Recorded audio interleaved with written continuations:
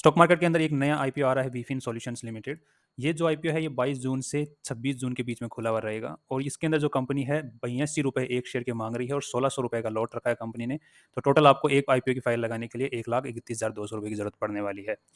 तो ये कंपनी जो है इस आईपीओ के थ्रू 46 करोड़ रुपए इसके आईपीओ के थ्रू उठाना चाहती है, जिसके अंदर 23 करोड़ 37 लाख रुपए जो है ये जो है कंपनी के पास में जाएंगे और बाकी जो 23 करोड़ 37 लाख रुपए हैं वो जो ऑलरेडी शेयर होल्डर्स हैं, जो कंपनी के आज के दिन मालिक बन के बैठे हैं, उनके बैंक अकाउंट्स के अंदर जाने वाले हैं। मतलब उनका प्रॉफिट होने वाला है यहाँ पर।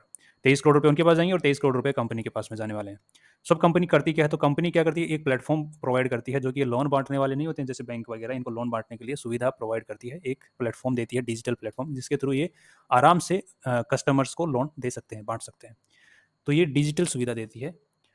अब इसके दिन आज के जो बड़े क्लाइंट्स हैं वो फिनटेक मार्केट प्लेस और यस बैंक हो गया, इंडसइंड बैंक हो गया, इंडियन बैंक, सिटी बैंक, काफ़ी सारी बैंक्स हैं जो कि आज के दिन इसके सॉफ्टवेयर को यूज़ करती हैं और जिनको ये सॉल्यूशंस प्रोवाइड करते हैं। सो मोटा मोटा तौर के ऊपर ये कंपनी लोन बांटने में मदद करती है बैंकों की अपने सॉफ्टवेयर के थ्रू। और ये कंपनी बोलती है कि हम एआई बेस्ड सॉफ्टवेयर बनाया है, हमने एआई बेस्ड काम करते हैं। वैसे तो इस वक्त क्या ये बजवर्ड बना हुआ है एआई, सो जिसको भी देखो वो एआई एआई यूज़ कर रहा है। कंपनी भी बोल रही है कि एआई यूज़ करती है। अब कंपनी जो है पैसा उठाएगी अगर मार्केट से, तो कितना, तकरीबन 23 करोड़ रुपया कंपनी के पास में जाने वाला है इस आईपीओ के थ्रू।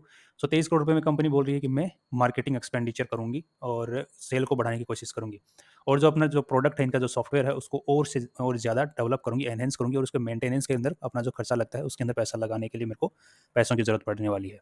अब कंपनी आज के दिन कमा क्या रही है, अब इससे पहले कि हम लोग जान लेते हैं कि कंपनी बनी कब थी। है कंपनी 14 अक्टूबर 2020 को ये स्टार्ट हुई थी, मतलब 3 साल भी इसको पूरे अभी तक हुए नहीं है।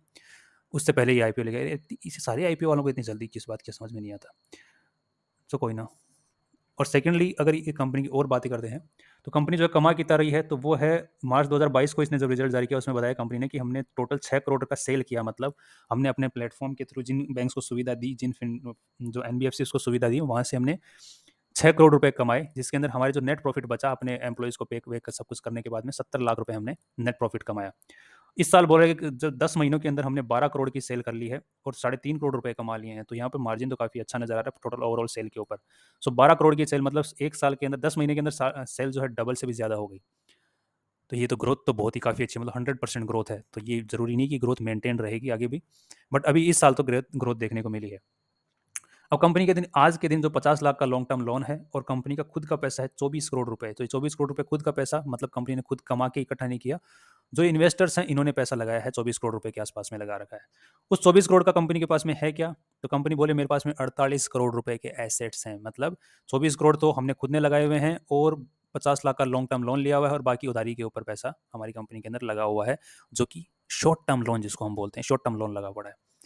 तो 48 करोड़ का कंपनी के पास में एसेट आज के दिन होना चाहिए। तो कंपनी बोल रही है मेरे पास में एसेट्स हैं, तो क्या है, तो कंपनी बता रही है कि पास में एसेट्स पड़े हैं 34 करोड़ रुपए इंटेंजिबल एसेट्स हैं। इंटेंजिबल एसेट्स के बारे में इस डीआरएसपी में कंपनी ने बताया कि हमारे पास में गुडविल है और हमारे जो सॉफ्टवेयर है उसकी वैल्यू है आज के दिन। तो गुडविल के तौर के ऊपर और सॉफ्टवेयर की वैल्यू अगर हम देखते हैं, तो नई कंपनी कोई भी अगर 2 साल पहले कंपनी खड़ी, तो उसकी तो क्या है, तो पहली चीज तो क्या ही गुडविल होगी, पहली चीज तो ये।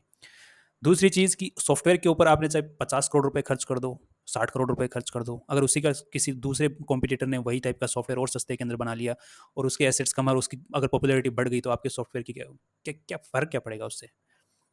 आपके तो सारे पैसे डूब गए। तो यहाँ पे इंटेंजिबल एसेट्स के तौर पे आपको जितना मर्जी है उतना दिखा दो इसको, क्या फ़र्क पड़ना है उससे? इमेज बन रही है कंपनी की तरफ से कि कंपनी के पास में जो एसेट्स हैं वो इनटेंजिबल एसेट्स हैं। टेंजिबल एसेट्स के तौर पे कंपनी के पास में सिर्फ लेस देन 1 करोड़ के ही एसेट्स हैं, जो कि हम जिनके ऊपर एप्रिसिएशन मतलब देख सकते हैं, जो कि हम लोग जैसे फिक्स्ड एसेट्स की बात करते हैं। बाकी जो एसेट्स हैं उनकी भी जो वैल्यू है वो टाइम के साथ में घटती है, उस टाइप के एसेट्स हैं।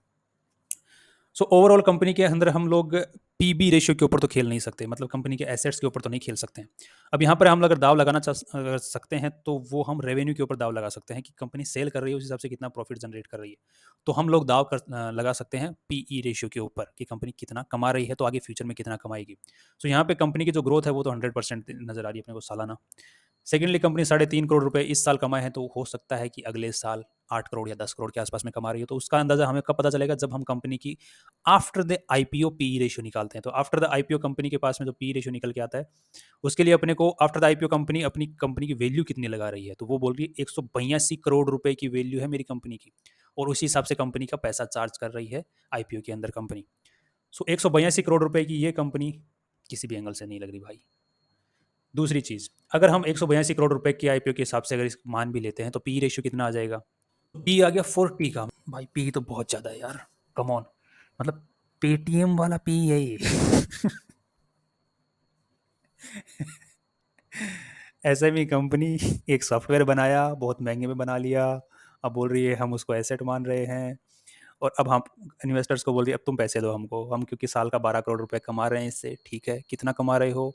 ठीक है, 4.5 करोड़ रुपए आप साल का आज के दिन कमा रहे हो, जो कि आप आईपीओ लेके आ रहे हो उस ईयर का आप बता रहे हो जब आईपीओ ला रहे हो, और आईपीओ ईयर में हर कोई कोशिश करता है ज़्यादा से ज़्यादा प्रॉफिट दिखाने का, तो उसका भी हम लोग मान लेते हैं 4.5 करोड़ का।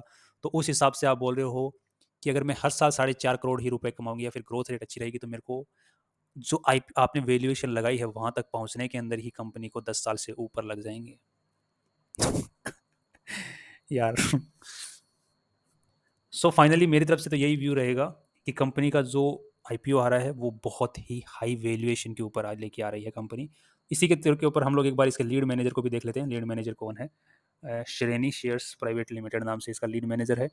इसके जितने भी आईपीओ अब तक आए हैं उनकी परफॉर्मेंस कैसी रही है? तो उसकी परफॉर्मेंस काफ़ी अच्छी रही है, मतलब एक भी आईपीओ ऐसा नहीं है जो कि नेगेटिव में खुला हो।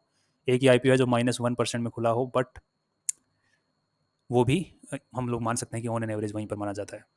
बाकी आईपीओ आने के बाद भी काफ़ी सारे स्टॉक्स हैं जो कि नीचे गए हैं काफ़ी। सो हम लोग ये अंदाज़ा लगा सकते हैं कि आईपीओ के अंदर लिस्टिंग इस कंपनी की अच्छी खासी देखने को मिल सकती है, क्योंकि ट्रेंड पॉजिटिव है। एक तो एआई का ट्रेंड पॉजिटिव है, एक इसके जो ग्रोथ है वो काफ़ी अच्छी है, और सेकेंडली इसका जो लीड मैनेजर है वो काफ़ी अच्छा है। और लीड मैनेजर के साथ में जो इसकी जोड़ी है मार्केट मेकर की, जो कि खुद ही है श्रेणी शेयर्स, इसकी जो मार्केट मेकर खुद है, तो ये इस आईपीओ को नीचे खुलने देगा नहीं, ऐसा मुझे पूरा चांस लग रहा है कि ये इसको खुलने नीचे नहीं देगा। चांस है, मैं गारंटी नहीं ले रहा हूँ यहाँ पर, जिस हिसाब से इसकी पास्ट परफॉर्मेंस रही है उस हिसाब से। बट लॉन्ग टर्म के अंदर अगर हम ध्यान देते हैं तो कंपनी का जो 2.5 साल इस कंपनी को खुले हुए हैं, इतनी जल्दी आईपीओ लेके आ रहे हैं, पैसों की इतनी ज़्यादा ज़रूरत पड़ रही है, और दूसरी तरफ जो इसमें कंपनी में एम्प्लॉयज़ काम कर रहे हैं उनका अगर हमने थोड़ा सा डेटा यहाँ पर चेक किया, तो इसकी ओवरऑल जो एम्प्लॉयज़ हैं उन्होंने रेटिंग दी है 2 से भी कम, मतलब सॉरी 2.3 के आसपास में दी है, 2 से कम नहीं, 2.3 के आसपास। मेरे को इस कंपनी के ऊपर डाउट लग नज़र आ रहा है, बट आईपीओ के अंदर कोई बहुत ही हाई रिस्क लेके काम करना चाह रहा है। अगर आपको जीएमपी, जैसे अगर यहाँ पे आप चेक कर रहे होंगे एक चीज़, जीएमपी, तो यहाँ पर अगर आपको जिस दिन लास्ट डे को अगर आप यहाँ पे चेक करेंगे तो आपको जीएमपी प्राइस दिखाई देगा यहाँ पर उस पर्टिकुलर भी इस वी फिन सॉल्यूशन का। तो अगर वो अच्छा खासा 30% या 40% से अब रहता है, एटलीस्ट 40% से अब, तो आईपीओ के अंदर अप्लाई करने के बारे में सोचिए, अदरवाइज इग्नोर करिए। See you tomorrow with new information.